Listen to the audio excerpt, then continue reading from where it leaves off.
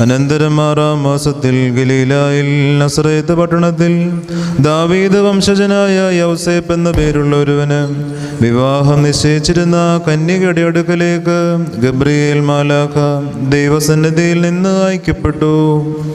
ആ കന്യകയുടെ നാമം മറിയാമെന്നായിരുന്നു.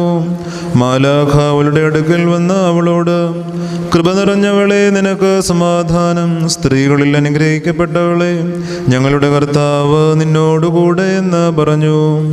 അവൾ അവനെ കണ്ടിട്ട് ആ വചനം മൂലം പരിഭ്രമിക്കുകയും ഈ സമാധാനം എന്താകുന്നുവെന്ന് വിചാരിക്കുകയും ചെയ്തു.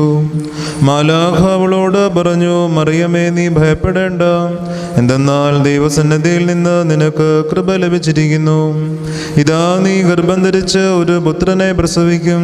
നീ അവനെ യേശു എന്ന് പേര് വിളിക്കണം. അവൻ മഹാനാകും, അത്യുന്നതന്റെ പുത്രൻ എന്ന് വിളിക്കപ്പെടും.